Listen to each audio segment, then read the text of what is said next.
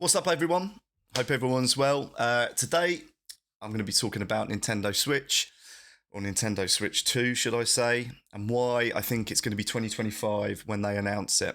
I know there's been lots of rumours that everyone's saying it's this week, it's next week, it's today, it's today. I just don't see it happening.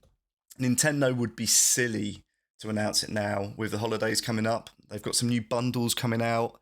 I just don't think they're going to be announcing something that could probably affect those, especially in this climate at the moment in time. Um, Looking back at when the Switch was originally announced, which was October 20th, 2016, it launched thereafter in the 3rd of March, which was about 5 months afterwards.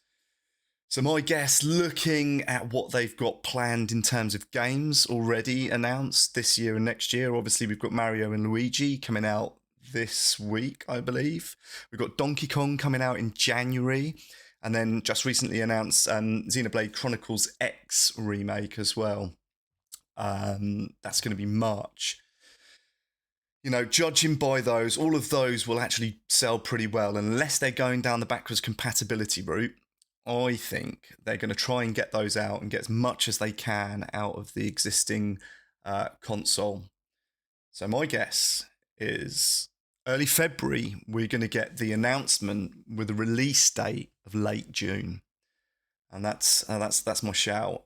As for games and whatnot, I don't know. Just let me know what you think should be coming out. But my guess is probably we're going to get 3D Mario. It'd be good to see another one of those again. I absolutely loved Odyssey. That was an awesome game. Probably looking at, with the last time Mario Kart was out, it's got to be over a decade ago. I know they re-released Deluxe for the Switch, and that's done incredibly well. They've sold millions of copies of that.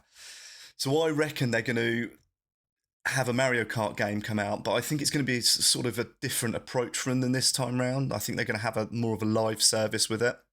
So maybe something that is linked to the Nintendo Switch Online service. You may be able to buy a base game, but they'll be releasing additional maps, I really think, throughout the sort of life of the Switch 2 or whatever it's called. I don't actually think it's going to be called Switch 2, but we'll get to that at some point as well. Probably early on, we'll see some cross-gen games if it's going to be backwards compatible. I know there's been a lot of rumours about the Zelda collection, which is something that would be awesome to see. Me personally, I'd really like to see some like old returning franchises like your Pilot Wings, Wave Race, Star Fox, F-Zero. Any of those would be awesome. Pilot Wings, especially for me, and Wave Race. I've got such fond memories of those on the N64. Some of the stuff that I really want to see out of the Nintendo Switch myself, I think first and foremost is backwards compatibility. I've got a massive collection behind me there, probably about 80 or 90 Switch games. I want to keep them. I mean, it seems to be like the last bastion of like actual physical copies. I know you can get physical copies on the PS5 and the Xbox, but really they're just a disc that you put in and then you download most of the game nowadays. Nintendo tend to, have everything on the cartridge. I like that. I'm all about sort of video game preservation nowadays, to be honest. So yeah, that's something I'd definitely love to see. 4K support.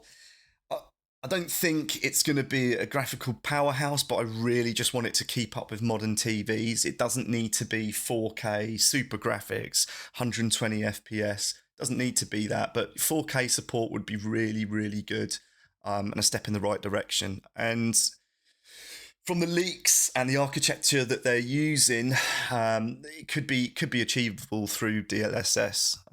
So I'm hoping that will be happening as well. I'd like to see better online support, but something very basic, really just being able to sort of chat with people and create parties.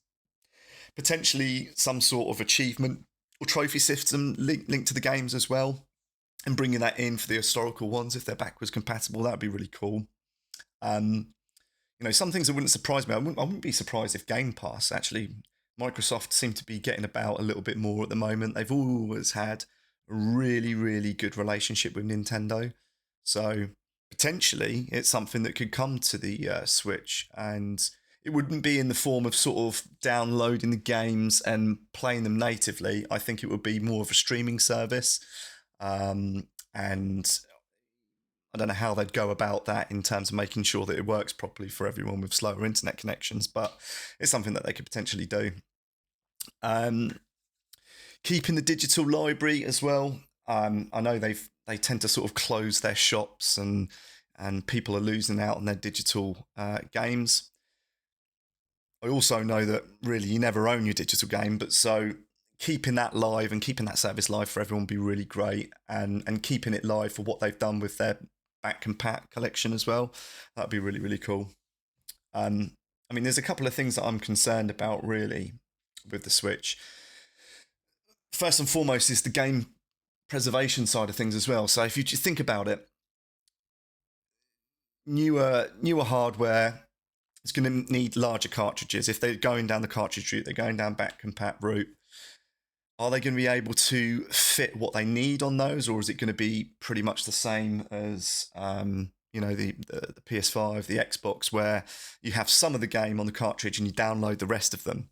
In which case, are Nintendo going to be going down that route of pushing everything towards digital, which is the way the market's going, but that's something that I don't personally like myself. And that's really why this generation, I've really preferred Nintendo's releases and what they've done, really.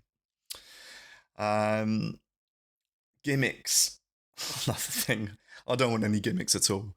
I don't want any motion controls. I don't want any crap like that. I don't want them to try and turn it into a VR headset. I just want them to do what they do well. I want them to make class games, slightly more powerful hardware. Don't go over the top. Don't do anything stupid. You've got a winning formula for the first time in a long time. Just keep that. Keep it going.